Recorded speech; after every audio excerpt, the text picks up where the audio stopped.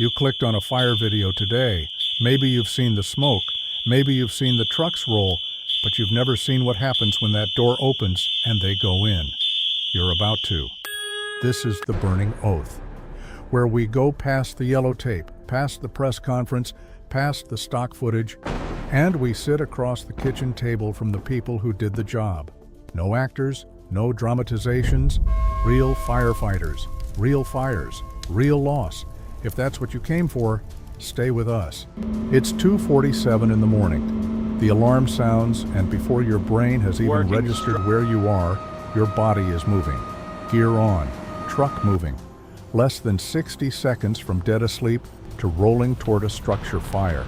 And here's the thing, nobody tells you. That moment right there, that's the easy part. Most people don't know the difference. The engine company brings the water. They're critical. Nobody argues that.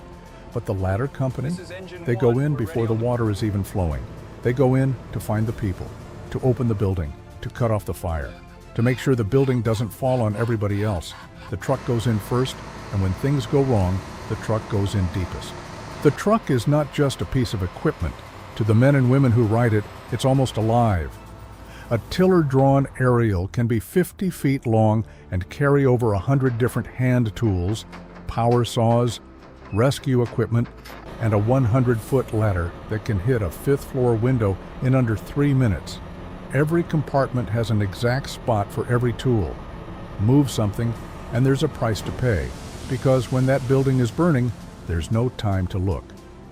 Every firefighter remembers the first day they got assigned to a truck company. Some had been riding an engine for years.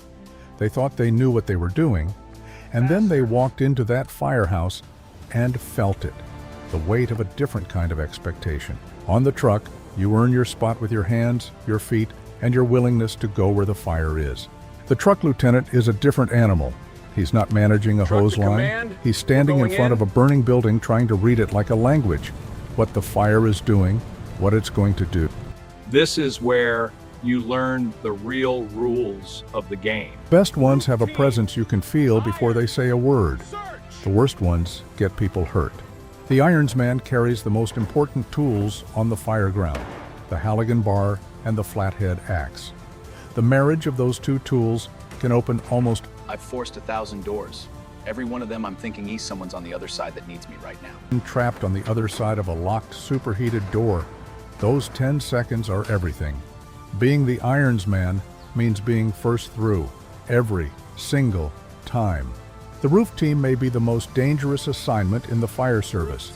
You are above the fire, cutting a ventilation hole with a chainsaw on a roof that is actively burning beneath your feet. Your only warning that the roof is about to fail is a spongy feeling, the kind your brain barely has time to register before you fall through. Firefighters have died doing this job. Every single truck firefighter knows it. They go up anyway. Imagine being inside a room you've never been in before, in total darkness, in a building that is on fire, wearing 70 pounds of gear, breathing off a tank that has maybe 20 minutes of air left. You can't see your own hand in front of your face. The hardest thing about search is the silence, when you're calling out and nobody answers, because that means you haven't found them yet, or that means you're too late. You're listening for a cry, a moan, a moving foot, anything human. That is primary search. That is where the truck lives. Here is the brutal math of what firefighters work inside.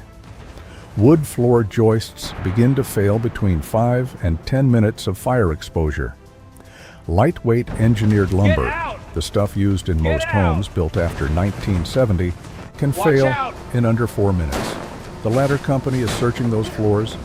I went through a floor in 2009, second floor kitchen, lightweight truss let go. I went through up to my waist, my partner grabbed my C-bay harness or get out and save themselves. Nobody tells you how to make that call, you just have to make it. 2 words that turn every firefighter's blood cold. Mayday, mayday, mayday.